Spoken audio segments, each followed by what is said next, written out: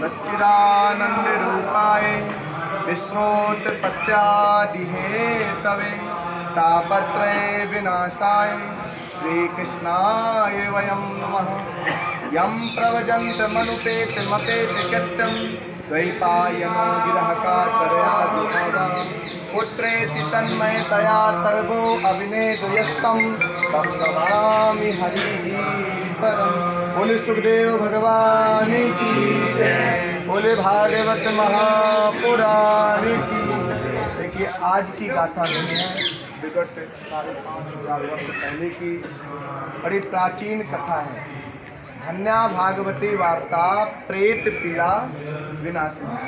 भागवत हमारे लिए तो कल्याणकारी है ही, अपितु जो हमारे पूर्वज हैं जिनकी अधोगति हुई है, सदगति का कोई कारक नहीं है, वह है श्रीमद् भागवत कथा।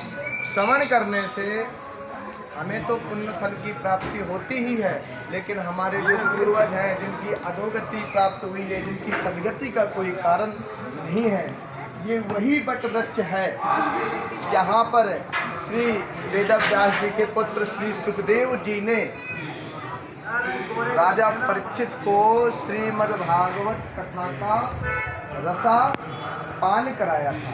वह क्यों? क्योंकि राजा परीक्षित को श्राप लगा था। श्राप क्यों? क्योंकि उनसे एक अपराध हुआ था। एक ऋषि के गले में मरा हुआ सर्प डाल दिया था और उन ऋषि के पुत्र श्रृंगी ने हाथ में संकल्प लेकर श्रापित किया था कि आज से 7वें दिन तुम्हें तक्षक नाम का सर्प आएगा और इससे डसने से तुम्हारी मृत्यु हो जाएगी। राजा परीक्षित ने उसी समय अपने राजपाट को त्याग करके भगवान नाम की संकीर्तन के लिए निकल पड़े और सब ऋषियों से उनका एक ही प्रश्न था। वह प्रश्न कौन था? कि जिसकी मृत्यु नजदीक आ जाए उसको क्या करना चाहिए। सबने कहा आप श्री महामृत्युंजय का अनुष्ठान करें, किसी ने कहा गायत्री करें, किसी ने कहा कुछ करें, लेकिन यह वह भूमि है जहाँ सुखदेव भगवान ने उनको श्रीमद् भागवत कथा का पान कराया था और सुंदर विमान आया था। मरना तो सबको है, जन्म का कोई कारण नहीं होता, लेकिन मृत्यु का कारण होता है। डर हमें मृत्यु से नहीं होना चाहिए, डर हमें उससे होना चाहिए कहीं हम नरकगामी ना बन जाए। परीक्षित को डर इस बात का था कि मेरे द्वारा एक ऋषि का अपमान हुआ है, कभी भी हमसे किसी बड़े का अपमान ना हो। किसी का अपमान हो जाता है, हम सीधे नरकगामी बनते हैं। राजा परीक्षित ने स्वर्ण का मुकुट अपने सिर पर रखा, जिससे कलयुग का वास उनके सिर पर हो गया और वह आवेश में आकर एक ऋषि के गले में मरा हुआ सर्प डाल दिया, जिससे उन्हें श्राप लगा। यह वही गंगा के किनारे, ये वही 5,500 वर्ष पुराना वट वृक्ष है जहाँ पर सुखदेव भगवान ने श्री राजा परीक्षित को श्रीमद् भागवत कथा का पीयूष रसावर्षण किया था। आज वही श्रीमद् भागवत कथा किसी न किसी के मुख से, वेदव्यास जी के मुख से सुखदेव जी को प्राप्त हुई, सुखदेव जी के मुख से राजा परीक्षित को प्राप्त हुई और किसी न किसी भागवताचार्यों के द्वारा जनमानस के कल्याण के लिए गली गली, जगह जगह, गांव गांव में, नगर नगर में श्रीमद् भागवत कथा के माध्यम से व्यक्ति के एक जन्मों के नहीं अपितु जब करोड़ों जन्मों के पुण्यों का फल उदय होता है, जन्मांतरेत तदा पुण्यम तदा भागवतम लभेत। जब ऐसा कहीं सुंदर सहयोग मिलता है, रामचरितमानस जीना सिखाती है।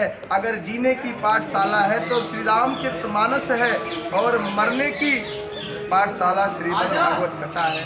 डर हमें मृत्यु से नहीं होना चाहिए, डर हमें होना चाहिए कहीं हम नरक गामी ना बन जाएं, नरक में ना चले जाएं। परीक्षित सुखदेव भगवान की शरण में आए और श्रीमद् भागवत कथा का रसपान किया। वह इस लोक का सुख भोग कर सुंदर विमान आया, उस विमान पर बैठे और भगवान के धाम को गए। एक जगह एक संत श्री रामचरितमानस का पाठ कर रहे थे। आज की ही जनरेशन के एक व्यक्ति वहाँ गए, बोले आप अभी वहाँ बैठे थे, वहाँ भी रामचरितमानस का पाठ पढ़ रहे थे, पाठ कर रहे थे, यहाँ आ गए, यहाँ भी पढ़ने लगे। आपका कोई काम नहीं है। कुछ समय के बाद महाराज ट्रेन आती है और ट्रेन में वह व्यक्ति चढ़ जाता है, उसकी पत्नी उसके बच्चे वहीं रह जाते हैं और ट्रेन चली जाती है, वह चला जाता है। उसी ट्रेन पर संत जी भी बैठ जाते हैं, आगे मुलाकात होती है। बोले कैसे? बोले मेरी पत्नी तो स्टेशन पे रह गई।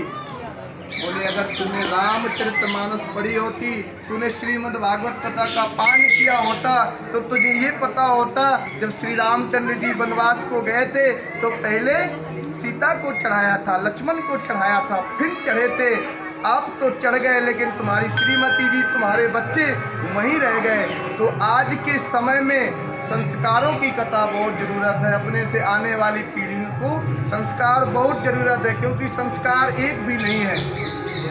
बोले वृंदावन बिहारी लाल की, बोले गंगा माई की, से हमें यह प्राप्त होता है कि परीक्षित ने जैसे भगवान नाम का संकीर्तन किया, प्रथम अवस्था में विद्या कमाना चाहिए, द्वितीय अवस्था में धन कमाना चाहिए, तृतीय अवस्था में पुण्य कमाना चाहिए, चतुर्थम किम कर सकती, फिर हम क्या कर सकते हैं। मेरा सबसे निवेदन है आप जिन तीर्थों में जाएं, जहां भी जाएं, मनोरंजन की दृष्टि से कदापि ना जाएं।